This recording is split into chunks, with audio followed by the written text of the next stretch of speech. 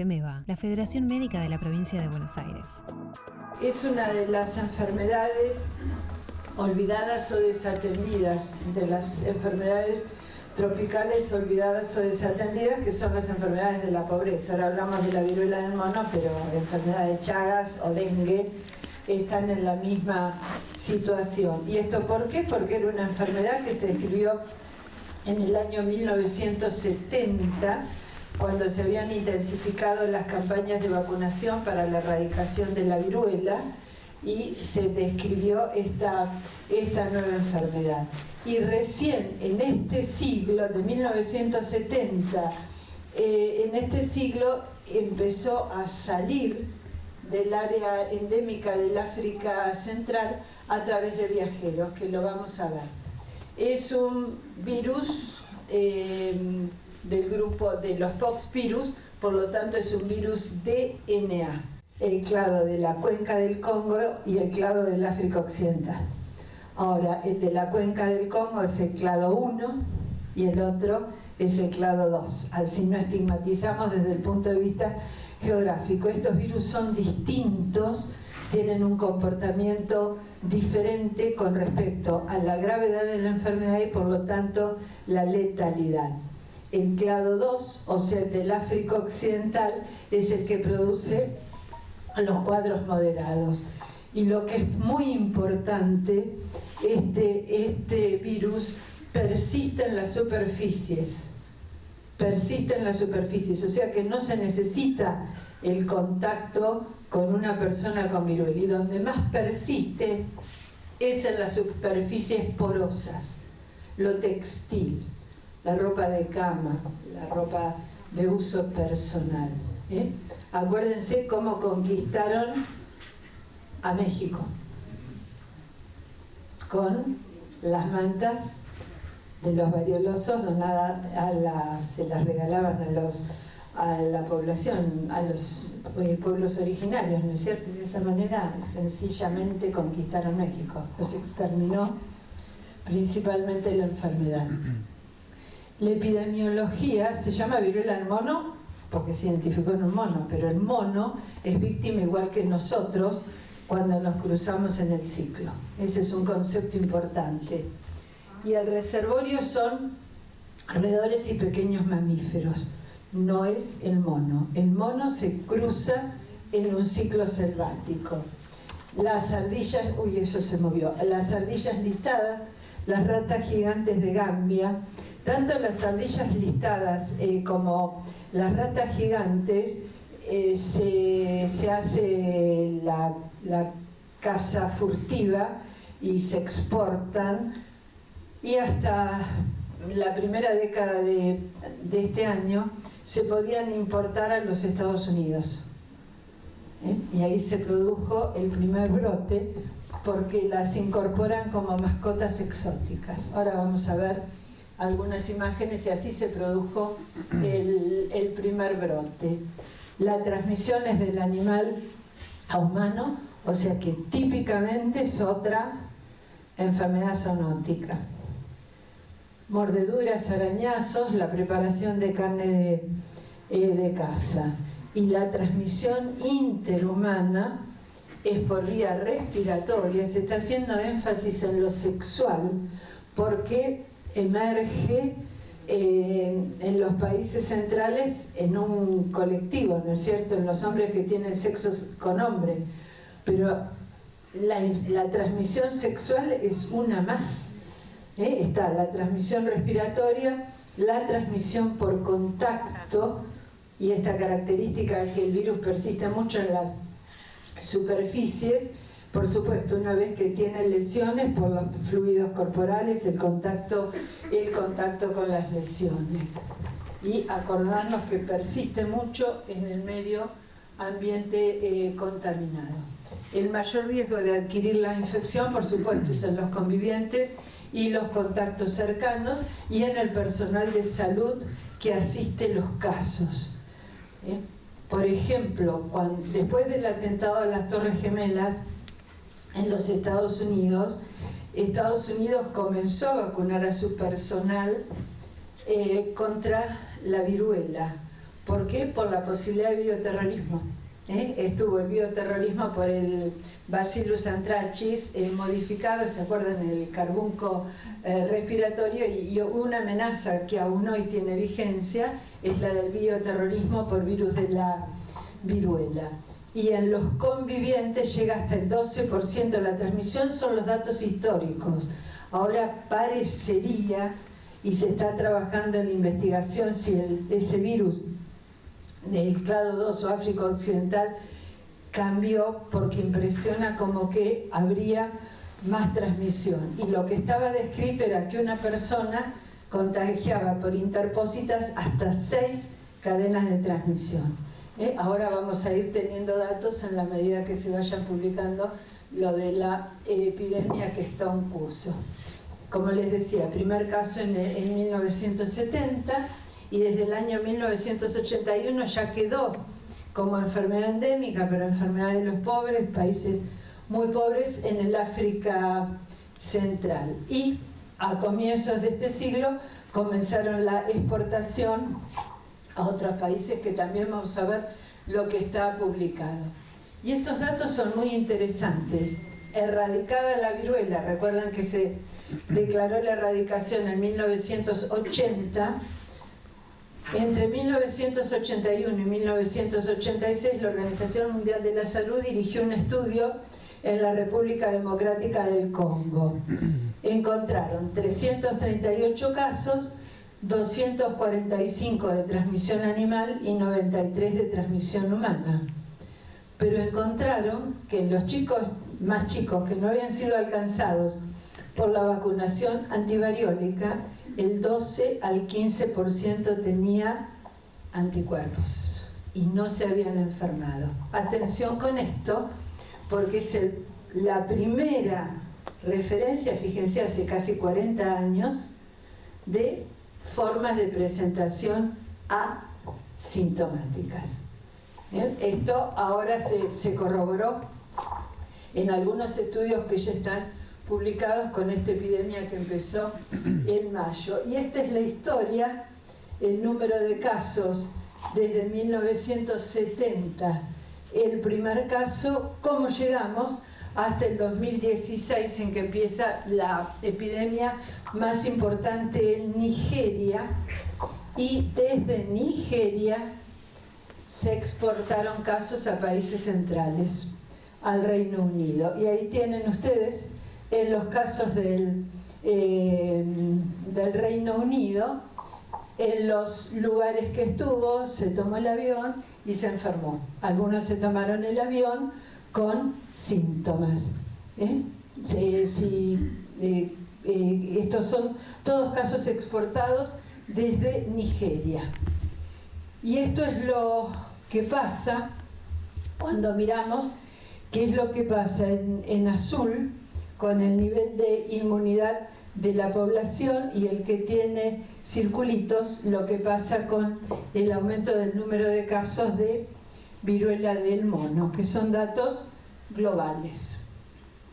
Y la primera epidemia en el hemisferio occidental fue en el 2013, allí tienen a la familia contentísima, que fue de los primeros, y era esa mascota exótica, el perro de las praderas. Y mientras estos animalitos hacían la cuarentena, estuvieron en el mismo ambiente con otros mamíferos importados de Ghana. Entonces la familia los llevó y se enfermaron. Este primer brote, que es solamente en Estados Unidos, 72 casos, 37 confirmados por laboratorio y los otros en convivientes. Este fue el primer brote fuera del área endémica en África. Y esto es como vamos. La fiesta del orgullo gay en Maspalomas, en la isla Gran Canaria, fue a mediados de mayo. Fue una fiesta internacional con más de 80.000 asistentes, que luego volvieron a sus países. Y a partir del mes de mayo comenzaron a presentarse los casos. El último informe de la Organización Mundial de la Salud es el que estamos viendo, con los casos cerrados al 4 de septiembre, 52.996 casos confirmados con 18 muertes. Y fíjense los lugares que tienen la mayor cantidad de casos. Las Américas, que va a la cabeza, sobre todo a expensas en primer lugar de Estados Unidos y después Canadá, con 29.338 y 4 muertes, y después la Unión Europea. La Unión Europea con casi 23.000 casos. Y la paradoja, la región africana, 521 casos con 10 muertes. ¿Sí? Tienen más muertos que lo que ocurre en el hemisferio occidental. Esto tiene que ver con la condición individual y la oportunidad de la asistencia. No se olviden que es una zona de alta endemicidad para el virus de la inmunodeficiencia humana y que convive en lo que se llama sindemia con la COVID-19, o sea que están descritas, y dengue y todo lo demás, están descritas las coinfecciones. Desde el punto de vista epidemiológico, ¿qué escenarios se plantean? El primero, que corresponde a la enfermedad en ese colectivo, los hombres que tienen sexo con hombres. Así empezó esta epidemia y motivó la declaración de emergencia internacional en salud por la Organización Mundial de la Salud. El segundo escenario es cuando comienzan a enfermarse los hombres que tienen sexo con hombres pero que no han viajado, no tienen antecedente de viaje al exterior. Y el tercer escenario es en los que hay casos en hombres bisexuales y ya hay transmisión a las mujeres. Si ustedes recuerdan lo que los más grandes vivieron y los más jóvenes estudiaron, son los mismos escenarios que para el HIV. El primer escenario, en finales de los 70, comienzos de los 80, con la peste rosa.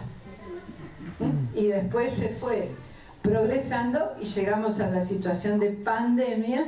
La pandemia del virus de la inmunodeficiencia humana sigue y tiene 40 años, más de 40 años. Y esto es lo que pasa en nuestro país. El primer caso, el 27 de mayo. El último informe oficial es este, que se publicó ayer. Los casos cerrados al 30 de agosto. Tenemos 170 casos, se han presentado en el grupo de edad de 18 a 61 años, con una mediana de edad de 35 años. No tenemos muertos, el 99% es del género masculino. Hay un femenino trans, o sea, que esos son los datos. Y cuando observamos, miren el gráfico de la derecha, el gráfico de torta, el 75% de nuestros casos no tiene viaje al exterior. ¿En qué escenario estamos? 2. En el 2 y rapidito. Muy rápido, porque del 27 de mayo al 30 de agosto, y esto es lo que preocupa, nosotros progresamos hasta el escenario 2. Los primeros casos fueron importados, pero rápidamente en ese colectivo empezó la transmisión local. ¿Cuáles son las jurisdicciones que tienen la mayor frecuencia de casos? Ciudad de Buenos Aires y Provincia de Buenos Aires. En Provincia de Buenos Aires no está desagregado por municipio. Lo único que tenemos es Provincia de Buenos Aires. En La Plata ha habido varios casos. Y ahora vamos a ver las imágenes. Tiene un periodo de incubación con un rango que va bastante amplio, de los 5 a los 21 días. Pero el periodo de incubación estándar es entre 1 y 2 semanas. O sea que eso es lo que tenemos que buscar. El periodo de incubación dura de 1 a 4 días y es un síndrome infeccioso inespecífico. O sea que ahora, ¿en qué pensamos? COVID, influenza. Para influenza no tiene el compromiso de vía respiratoria. y tiene la fiebre igual o mayor a 38 grados y medio, de ahí para arriba lo que quieran, y tiene una característica que es la presencia de adenomegalias. Las adenomegalias son muy importantes, como ahí están viendo, no es que se palpan, sino que las estamos viendo. Adenomegalias importantes, mucha lumbalgia, como pasa en la varicela de los adultos, y la astenia psicofísica. Y en una serie que está publicada con respecto a la frecuencia de manifestaciones, fíjense que nada tiene el 100%. O sea que no tenemos un patrón para decir este síntoma me lleva a sospechar. Linfadenopatía y astenia, redondeamos, 85%, cefalea 78%, fotofobia, vómitos en 1/3. Y esta es la publicación, pongo la de Chile, porque en nuestro país, en el último boletín, hicieron este mismo gráfico, pero ¿cómo lo hicieron? Con números absolutos. Entonces, para referirnos, no es bueno. Esto es Chile, con 344 casos al 25 de agosto. Fíjense el rango de edad, muy similar al nuestro, la mediana de edad también. ¿Y qué tenemos? En los casos de Chile, el exantema, el brote, estuvo presente en el 92% de los casos. Lesión genital en el 87%, adenomegalias en el 54%, es decir, la mitad, y después va disminuyendo. Fiebre, también en la mitad de los casos, la lumbalgia. Es un joven que a punto de partida de un aviso en internet se encuentra con otro para comprar un monopatín. 15 minutos duró la transacción y a las 3 semanas empieza con estas lesiones. Y el síndrome infeccioso, con el síndrome infeccioso inespecífico, 3 determinaciones para SARS-CoV-2 negativas, y cuando presenta las lesiones, ahí se hace el diagnóstico de viruela del mono con esas lesiones. Pero síndrome infeccioso inespecífico, 3 determinaciones para SARS-CoV-2. ¿En qué concluyó? La autoridad de epidemiología es de la Autonomía de Córdoba, en España, que fue por contacto, el manubrio del monopatín. Otras lesiones son muy pocas lesiones. Ojo que algunas lesiones, algunas imágenes que están en la web no son de viruela del mono, son de la viruela humana, las que tiene todas esas lesiones floridas. Son escasas lesiones que pueden estar delimitadas un área, que fue el área que estuvo en contacto. Fíjense, acá estamos en el periodo que empieza la evolución a la pústula, porque hace mácula, pápula, vesícula, y alrededor de una semana va a la pústula hasta la formación de la costra, y la caída de la costra entre el día 21 y 28. Fíjense que la evolución de la enfermedad es un mes, y durante ese mes contagio. Estos son casos atendidos en La Plata, una lesión, 2 consultas clínicas con distintos colegas clínicos y, una consulta con urólogo y la última con el infectólogo que hizo el diagnóstico. Todo así en formas sucesivas. Estas lesiones, cuando llega al infectólogo, ya tienen la característica de presentación, ¿no es cierto? Está evolucionando la pústula con evolución a la costra, y las lesiones orales, fíjense, en el borde de lengua, tiene exactamente la misma característica. El motivo de consulta de este joven en la primera consulta en la guardia era el dolor en la boca y en la garganta. No lo revisaron bien. Y las secuelas, las cicatrices, igual que la viruela deja una cicatriz indeleble, porque acuérdense que la pústula es más profunda, atraviesa la basal de la epidermis. Entonces deja la cicatriz indeleble. Los que son más grandes y están vacunados con la antivariólica, tenemos la cicatriz, ¿no es cierto? Bueno, exactamente lo mismo, cicatriz indeleble. Y la letalidad varía entre el 0 y el 11%.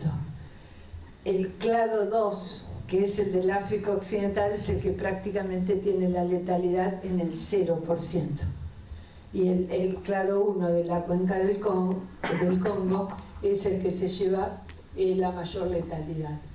¿Cómo se hace el diagnóstico epidemiológico? Y todavía a nosotros nos interesa el antecedente de viaje por sí, y lo que siempre tenemos que preguntar es el antecedente del contacto. Y última pregunta, como es habitual en la anamnesis, los hábitos sexuales para tratar de establecer una buena relación de empatía, ¿no es cierto?, y no irnos derecho a la intimidad. El diagnóstico clínico es la definición de caso sospechoso. La lesión exantemática con algunas de las manifestaciones del síndrome infeccioso inespecífico. Los diagnósticos diferenciales según presentación. Cuando es genital, puede plantear el diagnóstico diferencial con un herpes simple, ¿no es cierto?, atípico, con el chancro sifilítico, con el linfogranuloma venéreo, que nosotros tuvimos reintroducción del linfogranuloma venéreo y tuvimos epidemia también en el grupo de hombres que tienen sexo con hombres, después de muchos años que no había identificación de la enfermedad en nuestro país. La imagen que estamos viendo, que es la guía para el estudio y la vigilancia de la viruela simia. Viruela simia tiene una ficha de notificación que es la que debe ser cumplimentada por duplicado. Una se remite con la muestra al laboratorio de referencia y la otra tiene que quedar en la historia clínica del paciente.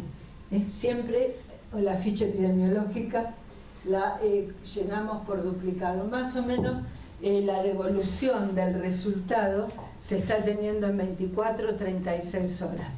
O sea que es eficiente. Una vez que llegó la muestra se tiene el diagnóstico, que se hace la reacción de la polimerasa encadena la PCR específica para viruela simia.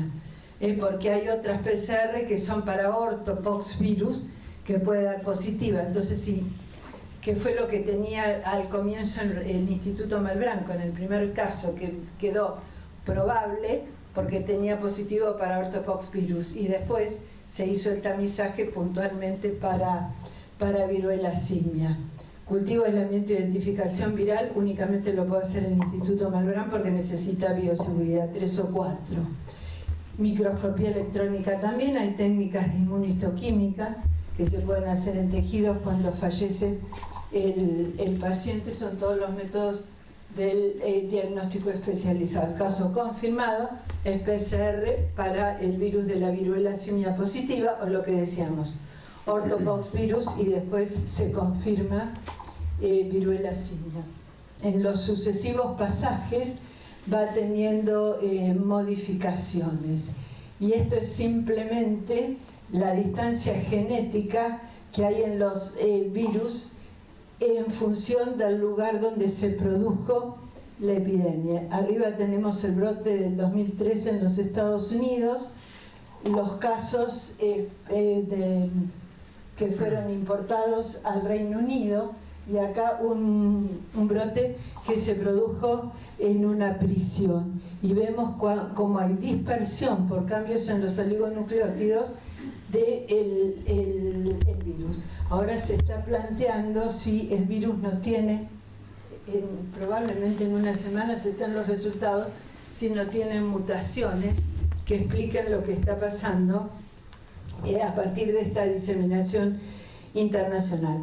También hay métodos indirectos de diagnóstico, la determinación de la IgM específica y la IgG solamente sirven los no vacunados, los que no tienen antecedente de vacunación antivariólica, que para nosotros serían los nacidos de 1978 en adelante, que son los que ya no fueron alcanzados por por la vacunación antivariólica. El tratamiento, hay una droga específica que es el tecovirimat, y tiene autorización de la FDA y de la Agencia Europea de Medicamentos, de la EMA, y se pueden usar no con la misma eficacia también cidofovir o brincidofovir. Esto queda reservado para las formas moderadas graves. La prevención, hay vacuna. La vacuna que está siendo utilizada es la vacuna de Jynneos, que se administra el esquema y con que fue estudiada la vacuna y fue aprobada. Es un esquema con 2 dosis, cada una de 0,5 mililitros, con intervalo de 28 días entre primera y segunda dosis.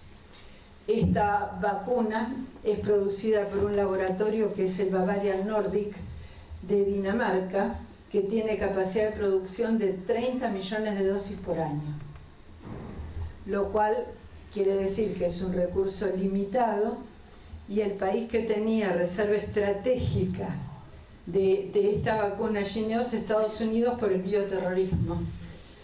Tanto en Estados Unidos como en Europa está disminuyendo el número de casos por la eficacia de la vigilancia y las medidas epidemiológicas que se tomaron. Hace 2 semanas, ante el stock crítico de esta vacuna, Estados Unidos modificó el esquema.